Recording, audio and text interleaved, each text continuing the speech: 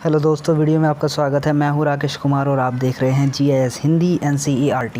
दोस्तों, आज हम हल करने वाले हैं कक्षा 7 के गणित विषय की प्रश्नावली 11.2 के कुछ सवाल हैं जो कि है 5 से लेके 8 तक। इन सवालों को हम इस प्रश्नावली में हल करेंगे। बाकी जो इससे पहले जो मैंने वीडियो बनाई थी उसमें मैंने जो इस प्रश्नावली का सवाल है 3 और 4 को मैंने इससे पहली वीडियो में हल किया है। अगर आपने वह वीडियो नहीं देखी है तो ऊपर आई बटन में मैं लिंक दे दूँगा, यहाँ पे जाके आप इस वीडियो को देख लेना, ठीक है। लेकिन आज इस वीडियो में हम करने वाले हैं सिर्फ इसके 5 से लेके 8 तक के सवालों को, और मतलब ये पूरी प्रश्नावली ख़त्म कर देंगे आज हम, ठीक है। तो चलिए वीडियो को शुरू करते हैं। ये देखिए, ये है इस प्रश्नावली का 5वां क्वेश्चन। PQRS एक समांतर चतुर्भुज है, जैसा कि आकृति में दिया गया है। 11.23 जो आकृति है ये वाली, ये एक समांतर चतुर्भुज हमें दे दिया है। इसमें QM शीर्ष Q से SR तक की ऊंचाई तथा QN शीर्ष Q से PS तक की ऊंचाई है। यानी कि यहाँ पर QN और QM ये दो ऊंचाई दे दी है हमें, ठीक है। यदि SR बराबर 12 सेंटीमीटर हो, QM बराबर 7.6 सेंटीमीटर हो, तो हमें ज्ञात करना है क्या क्या चीज़ें ज्ञात करनी है। 2 चीज़ें ज्ञात करनी है इसके अंदर। A पॉइंट है समांतर चतुर्भुज PQRS का क्षेत्रफल, एक तो इसका पूरे का क्षेत्रफल हमें निकालना है। दूसरी चीज़ हमें निकालनी है कि अगर PS बराबर 8 सेंटीमीटर दिया है तो QN हमें निकालना है, ठीक है। तो चलिए इस क्वेश्चन का आंसर देखते हैं अब। ये देखिए 5वें क्वेश्चन का आंसर है जैसा कि क्वेश्चन में दिया गया है। यहाँ पर आकृति मैंने वो बनाई है। यहाँ पर इसके अंदर जो जो चीज़ें दी गई है वो मैंने यहाँ पे लिख दिया है। ये A पॉइंट हम अभी सॉल्व करेंगे। क्या क्या चीज़ें दी हुई है क्वेश्चन में वो लिखेंगे पहले। SR बराबर 12 सेंटीमीटर दिया हुआ है, तो यहाँ पर भी हम लिख सकते हैं कि जो SR है ये 12 सेंटीमीटर है, ये मैंने लिख दिया है। इसके बाद दूसरी चीज़ जो हमें दी गई है वो है QM बराबर है 7.6 सेंटीमीटर। तो QM आप देख सकते हैं ये रहा, और ये है 7.6 सेंटीमीटर, तो मैंने यहाँ पर लिख दिया है इसको, ठीक है। अब आप यहाँ पर देख पाओगे कि ये समांतर चतुर्भुज है PQRS। इस समांतर चतुर्भुज में हमें ये आधार मिल गया है और ये ऊंचाई मिल गई, ठीक है। अगर आप एक तरीके से देखोगे तो ये तो ऊंचाई है, और ये ऊंचाई जिस पर पड़ती है वो आधार बन जाता है। यानी कि SR आधार हो गया और QM ऊंचाई हो गई। ये 2 चीज़ें हमें मिल गई, ठीक है। अब इस आधार और ऊंचाई का प्रयोग करके हम इस समांतर चतुर्भुज का क्षेत्रफल निकाल लेंगे, ठीक। तो हमने यहाँ पे लिखा है समांतर चतुर्भुज का क्षेत्रफल बराबर आधार गुणा ऊंचाई। अब आधार और ऊंचाई हमें दी हुई है। आधार आपने देख ही लिया, ये रहा 12 सेंटीमीटर। ऊंचाई आपने देख ही ली है 7.6 सेंटीमीटर, ठीक। इनकी गुणा कर देंगे आपस में तो आएगा 91.2 वर्ग सेंटीमीटर, ठीक है। तो A पॉइंट तो निकल गया। A पॉइंट में यही कहा था कि इस समांतर चतुर्भुज का क्षेत्रफल बताइए, तो वो काम तो हमने कर दिया है, ठीक है। अब सेकंड पॉइंट देखिए इसका, B वाला पॉइंट। अब देखिए इसके B पॉइंट में क्या कहा गया था। B पॉइंट में कहा है कि PS बराबर 8 सेंटीमीटर है। यानी कि ये जो PS है ना, ये 8 सेंटीमीटर दे दिया है हमें, और हमें फिर क्या निकालना है QN। तो QN निकालो, ये वाली चीज़, ठीक है। QN आपको दिख रहा है, ये चीज़ हमें निकालनी है QN, जबकि PS हमें दिया हुआ है ये चीज़ 8 सेंटीमीटर। अब आप इसको एक तरीके से ध्यान से देखोगे तो आपको ये ऊंचाई मालूम पड़ जाएगी कि ये है ऊंचाई QN, और ये ऊंचाई जिस चीज़ पर गिरती है वो आधार बन जाता है। यानी कि PS आधार है और QN ऊंचाई है यहाँ पर, ठीक है। ये बात समझ में आ गई। अब आगे देखिए, अब आपको यहाँ पे समांतर चतुर्भुज का क्षेत्रफल का फॉर्मूला लगा देना है। ये क्या होता है, बराबर आधार गुणा ऊंचाई।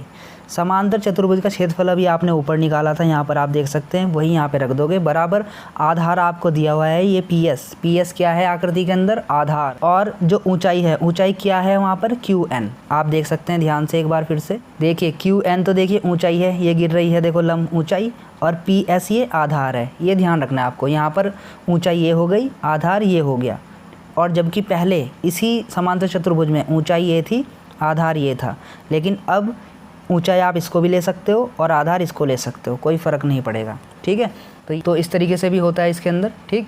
अब आगे देखो, तो हमने समांतर चतुर्भुज का क्षेत्रफल की जगह समांतर चतुर्भुज का जो क्षेत्रफल निकाला था उसको रख दिया, बराबर आधार हमने रख दिया गुणा ऊंचाई जो कि QN है, हमें नहीं पता, ये हमने रख दिया है, ये हमें निकालना है QN, ठीक।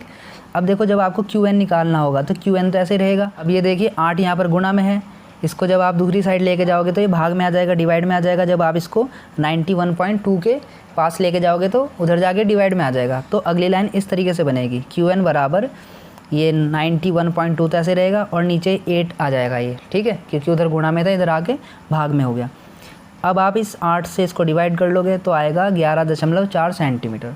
तो इस तरीके से जो आपके पास QN की वैल्यू है, QN की वैल्यू आ जाएगी 11.4 सेंटीमीटर। तो आपका ये B पॉइंट भी हो गया। तो इस तरीके से होंगे क्वेश्चन, ये ऐसा मुश्किल नहीं है, थोड़ा देखने में लगेगा आपको बट आसान है, ठीक है, ध्यान से समझना है और करना है। अब इसका जो है 6 क्वेश्चन देखते हैं हम। अब देखिए इस प्रश्नावली का छठा क्वेश्चन, DL और BM समांतर चतुर्भुज ABCD की क्रमशः भुजाएं AB और AD पर लंब हैं। आकृति 11.24 में आप देख सकते हैं। ये है DL, ये देखो AB पर लंब है, और ये है BM, ये AD पर लंब है। यही कहा है यहाँ पर अभी क्वेश्चन के अंदर। यदि समांतर चतुर्भुज का क्षेत्रफल 1470 वर्ग सेंटीमीटर है या 1470 वर्ग सेंटीमीटर है, यानी कि इसका क्षेत्रफल दे दिया है हमें इस बार 1470 वर्ग सेंटीमीटर, और इसमें AB बराबर 35 सेंटीमीटर है और AD बराबर 49 सेंटीमीटर है, तो BM तथा DL की लंबाई ज्ञात करनी है हमें, ठीक है। हमें क्या ज्ञात करना है, BM और DL की लंबाई, ये दो काम करने हैं बस, ये क्वेश्चन हो जाएगा, ठीक है। तो आसान है, चलिए इसका आंसर देखते हैं। ये है छठे क्वेश्चन का आंसर। जैसा कि क्वेश्चन में दिया गया है, यहाँ पे मैंने लिख दिया जो भी चीज़ दी हुई है। समांतर चतुर्भुज का क्षेत्रफल दिया हुआ है 1470 वर्ग सेंटीमीटर, ये मैंने लिख दिया है, और ये रही इसकी आकृति। जो जो चीज़ें दी हुई है मैंने यहाँ पे सब बना दिया है और लिख करके दिखा दिया है। अब इसके अलावा हमें AB दिया है, AB आप देख सकते हैं, ये AB है, AB है 35 सेंटीमीटर, तो मैंने लिख दिया यहाँ पे 35 सेंटीमीटर है ये। AD दिया हुआ है वो है 49 सेंटीमीटर, ये रहा AD 49 सेंटीमीटर, ये भी मैंने लिख दिया यहाँ पर। ज्ञात जो हमें करना है, जो इसमें हमें निकालना है, वो निकालना है हमें BM और DL, ये BM और ये DL, तो ये मैंने क्वेश्चन मार्क दिखा दिए हैं आगे कि ये हमें ज्ञात करना है, ठीक है। अब इसको आगे देखिए। अब जैसा कि आप जानते हैं समांतर चतुर्भुज का क्षेत्रफल का फॉर्मूला होता है आधार गुणा ऊंचाई। तो इनमें से जो भी चीज़ें हमें दी गई है क्वेश्चन के अंदर वो हम यहाँ पे लिख लेंगे। जैसे कि हमें समांतर चतुर्भुज का क्षेत्रफल दिया हुआ है 1470, वो हमने लिख लिया, बराबर आधार हमें दिया हुआ है 35 सेंटीमीटर, और ऊंचाई हमें नहीं दी हुई है तो हमने इसको DL ऐसे ही लिख दिया। अगर अब आप सोच रहे हो कि ये आधार कहाँ से आया और ये ऊंचाई कहाँ से आई, तो मैं आपको दिखा देता हूँ, ध्यान से देखना। ये देखिए, ये है आधार 35 सेंटीमीटर और ये है ऊंचाई DL। तो पहले हमने इन दोनों का यूज़ किया है, ऊंचाई ये लेके चले हैं हम पहले और आधार ये है, ठीक है। तो पहले हम केवल इस चीज़ का यूज़ कर रहे हैं, ठीक। ये है ऊंचाई और ये है आधार, तो ऊंचाई होगी DL और आधार हो गए 35 सेंटीमीटर। अब हमें तो DL निकालना है, तो देखो DL तो ऐसे रहेगा, और जो ये 35 है ये उधर की साइड आप लेके जाओगे दूसरी साइड, तो ये डिवाइड में आ जाएगा इस तरीके से। तो आपको मिल जाएगा DL बराबर 1470/35। अब आप 1470 को 35 से डिवाइड करोगे तो आपको मिल जाएगी DL की वैल्यू बराबर 42 सेंटीमीटर। तो इस प्रकार से जो DL की वैल्यू है वो निकल गई है 42 सेंटीमीटर। तो एक क्वेश्चन तो सॉल्व हो गया, मतलब एक चीज़ तो सॉल्व हो गई इसके अंदर, एक ऊंचाई तो सॉल्व हो गई। अब दूसरी ऊंचाई निकालनी है हमें, ठीक है। ये देखिए, ये DL तो हम निकाल चुके अब, ठीक। अब हमें निकालनी है BM, ये वाली चीज़। अब BM को आप देखोगे एक तरीके से, ये भी तो ऊंचाई है, ये ऊंचाई यहाँ पर पड़ रही है, तो इस बार ये आधार हो गया, ये ऊंचाई और ये आधार, ठीक है। तो इस बार इनका यूज़ करेंगे हम, फॉर्मूले में रखेंगे इनको। तो देखिए इसको फिर से हमने फार्मूला लगा दिया है, समांतर चतुर्भुज का क्षेत्रफल बराबर आधार गुणा ऊंचाई। क्षेत्रफल आपको पता ही है 1470, आधार इस बार 49 है हमारे पास, और ऊंचाई BM, ठीक है, जैसा कि आप आकृति में देख सकते हो। अब हमें निकालना है BM निकालना है, तो फिर से वही काम होगा, BM ऐसे लिख लिया, 49 जो है उधर की साइड जाएगा तो डिवाइड में आ जाएगा इस तरीके से। तो इस तरीके से आपको वैल्यू मिलेगी। अब आप क्या करोगे, 49 से इसको डिवाइड करोगे तो आएगा आपके पास 30 सेंटीमीटर। तो इस प्रकार से जो BM की वैल्यू है वो निकल गई 30 सेंटीमीटर, और ये क्वेश्चन आपका कंप्लीट हो गया। दोनों वैल्यू निकल गई, DL की भी और BM की भी, ठीक है। अब देखते हैं इसका 7वां क्वेश्चन। अब देखिए, अब है प्रश्नावली का 7वां क्वेश्चन। त्रिभुज ABC A पर समकोण है। यहाँ पर हमें आकृति में एक त्रिभुज दिया हुआ है, जहाँ पर जो A है यहाँ पर ये समकोण है, यहाँ पे 90 का एंगल बना हुआ है, A पर समकोण है, आकृति में आप देख सकते हैं। और AD भुजा BC पर लंब है। ये जो AD है ये BC पर लंब है, यहाँ पे 90 का एंगल बन रहा है इस तरीके से। यदि AB बराबर 5 सेंटीमीटर, AB बराबर 5 सेंटीमीटर दिया हुआ है, BC बराबर 13 सेंटीमीटर, ये दिया हुआ है, और AC बराबर 12 सेंटीमीटर। ये सारी चीज़ें हमें दी हुई है, ये और ये, ठीक है। तो ABC का क्षेत्रफल हमें ज्ञात करना है। ये जो त्रिभुज है इसका पूरे का क्षेत्रफल ज्ञात करना है। दूसरी चीज़ हमें ज्ञात करनी है यहाँ पर AD की लंबाई भी ज्ञात कीजिए, ये भी हमें ज्ञात करना है। तो दो चीज़ें ज्ञात करनी है इस क्वेश्चन के अंदर, एक तो इस पूरे त्रिभुज का क्षेत्रफल ज्ञात करना है, दूसरा ये जो AD है इसकी लंबाई भी हमें ज्ञात करनी है, ठीक है। तो चलिए इसका आंसर देखते हैं। ये देखिए 7वें क्वेश्चन का आंसर है, जैसा कि क्वेश्चन में दिया गया है, ये आकृति है, ये मैंने बना दी है यहाँ पर। AB बराबर इसमें 5 सेंटीमीटर है, BC बराबर 13 सेंटीमीटर है और AC बराबर 12 सेंटीमीटर है। ये चीज़ें हमें दी गई है और हमें AD निकालना है कि ये AD इसकी लंबाई क्या है, ठीक है। और एक चीज़ हमें कही गई थी AD से भी पहले कि इस त्रिभुज का क्षेत्रफल भी निकालना है हमें, ठीक है। तो इस त्रिभुज के क्षेत्रफल से ही हम शुरुआत करते हैं। तो यहाँ पर देखिए आप, मैंने ऊपर वाले त्रिभुज को कुछ इस प्रकार से बना लिया है, ठीक है, मतलब उसका एंगल घुमा दिया है, बस सारी चीज़ें वही है। AC देखो 12 सेंटीमीटर है, AB 5 सेंटीमीटर है और BC 13 सेंटीमीटर है। चीज़ें सभी वही है, बस मैंने इसका एंगल घुमा दिया, इसको खड़ा कर दिया त्रिभुज को, हम ये कह सकते हैं। AD वही रहा देखो पहले की तरह, ठीक है। तो अब आप इस केस में देख पाओगे यहाँ पर जो ये त्रिभुज है, ये जो AC है ये तो इसकी लंबाई हो गई और ये आधार हो गया, है ना, ये लंबाई हो गई और ये आधार हो गया, ठीक। तो अब हम इसका क्षेत्रफल निकाल सकते हैं। तो फॉर्मूला आपको पता ही है, त्रिभुज का क्षेत्रफल बराबर हाफ गुणा आधार गुणा ऊंचाई। तो हाफ तो हमें पता ही है 1/2, हाफ गुणा फिर आधार, आधार हमें पता चल गया यहाँ से 5, फिर ऊंचाई भी हमें पता चल गई 12, ठीक है। अब हम क्या करेंगे, इस 2 से इस 12 को डिवाइड करेंगे, 6 आएगा और ये बचेगा अगली लाइन में 5 गुना 6, इनकी गुणा कर लेंगे तो 5 × 30 वर्ग सेंटीमीटर। तो ये तो निकला इसका केवल क्षेत्रफल, त्रिभुज ABC का क्षेत्रफल निकल चुका है। अब जो दूसरी चीज़ हमें ज्ञात करनी है वो हमें ज्ञात करनी है ये AD की लंबाई, या आप ये भी देख सकते हैं ये वाली AD की लंबाई हमें ज्ञात करनी है, ठीक है।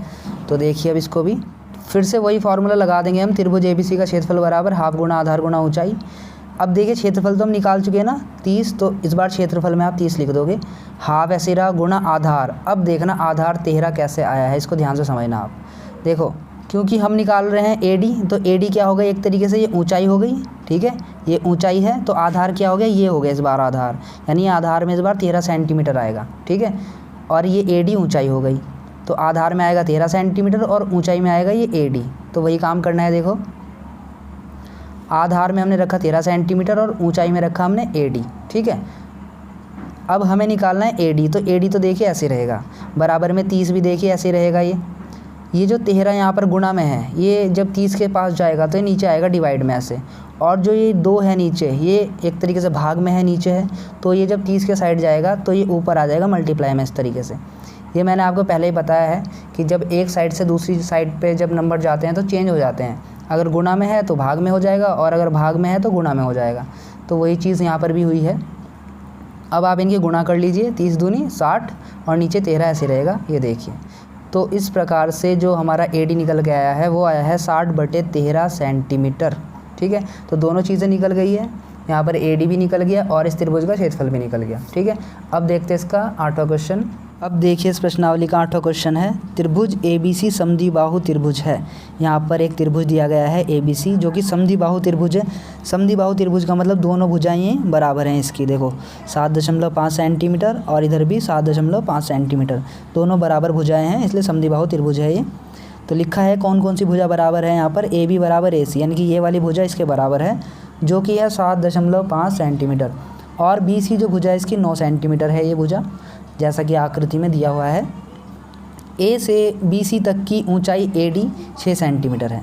जो ये A है, A से इस BC तक की जो ऊंचाई है ये वाली, ये 6 सेंटीमीटर है, ठीक है। त्रिभुज ABC का क्षेत्रफल हमें ज्ञात करना है, तो इस त्रिभुज का क्षेत्रफल हमें ज्ञात करना है।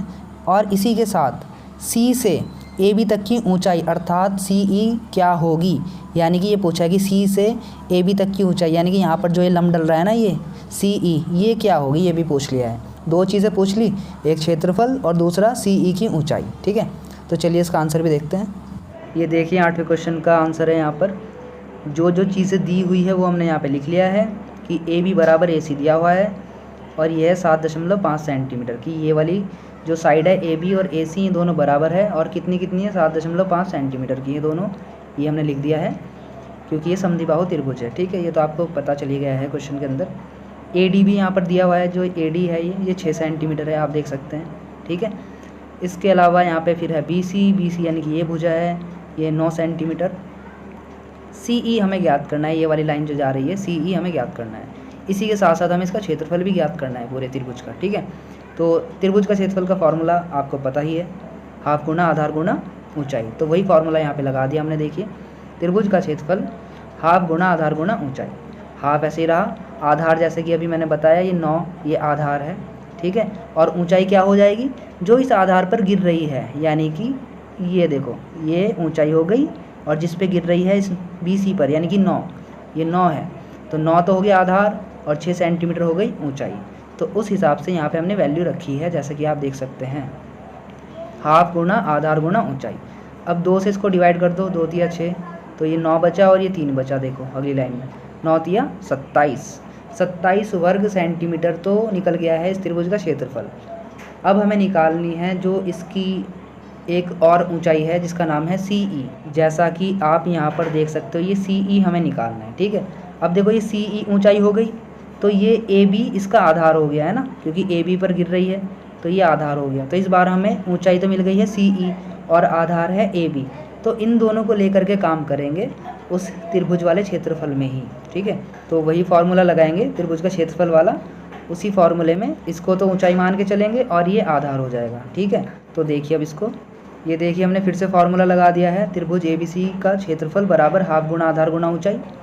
देखो ABC का जो क्षेत्रफल आया था अभी हमने निकाला है 27 वर्ग सेंटीमीटर। इस बार क्षेत्रफल में वैल्यू आप रख सकते हो, आपके पास क्षेत्रफल है अब क्योंकि आपने निकाला है। हाफ गुना आधार, देखो आधार इस बार 7.5 सेंटीमीटर है और CE क्या हो गई, ऊंचाई हो गई, ठीक है। तो ये वैल्यूज़ हमने रख दी। अब इसको सॉल्व करेंगे। देखिए CE तो ऐसे ही रहेगा, बाकी जो ये चीज़ें हैं जब आप इसको 27 के पास लेके जाओगे तो ये बदल जाएंगी। मतलब बदलेंगी कैसे, ये गुणा में है तो भाग में आ जाएगा नीचे, जैसे कि आप देख सकते हैं, और ये नीचे भाग में है तो ये ऊपर गुणा में आ जाएगा 27 के पास। तो वही काम यहाँ पर हो गया। देखिए फिर आप गुणा करोगे इनकी 27 की और 2 की तो 54 आ जाएगा, और नीचे 7.5 ऐसे रहेगा। लेकिन हमें तो CE निकालना है, अभी पूरा CE नहीं निकला है। तो CE तो देखो ऐसे छोड़ दो आप, नीचे जो ये दशमलव है 7.5, ये दशमलव आप हटाओगे नीचे से तो नीचे तो 75 बन जाएगा, दशमलव तो निकल गई, लेकिन ऊपर एक 0 बढ़ जाएगी। फिर इस चीज़ का भी आपको ध्यान रखना पड़ेगा, ठीक है। ये भिन्न एवं दशमलव वाले चैप्टर में मैंने समझा रखा है, ये दशमलव वाला सिस्टम सारा। अगर आपने वो वीडियो नहीं देखी तो देख लेना, मैं डिस्क्रिप्शन में लिंक डाल दूंगा उसका, ठीक है। तो वहाँ पे देख लेना, आपको ये समझ में आ जाएगा कि पॉइंट हटाने पे ऊपर 0 कैसे बढ़ जाती है। तो वही काम हुआ है यहाँ पे। अब आप इसको डिवाइड करोगे तो आंसर आएगा 7.2 सेंटीमीटर, यानी कि CE भी निकल गया है, ठीक है। तो इस तरीके से पूरी प्रश्नावली हो गई है आपकी कंप्लीट। बाकी जो अगली प्रश्नावली है वो हम करेंगे अगली वीडियो में। तब तक के लिए आपको अगर ये वीडियो अच्छी लगी है तो वीडियो को लाइक कर देना, शेयर कर देना और कमेंट करके बताना समझ में आया या नहीं आया है। और अगर आप इस चैनल पर नए हो तो प्लीज़ चैनल को सब्सक्राइब तो ज़रूर कर लेना, ठीक है, क्योंकि मैं आगे और भी एजुकेशनल वीडियो लेकर के आता रहूँगा आपके लिए। बाकी दोस्तों मिलते हैं आपसे अगली वीडियो में। Thanks for watching.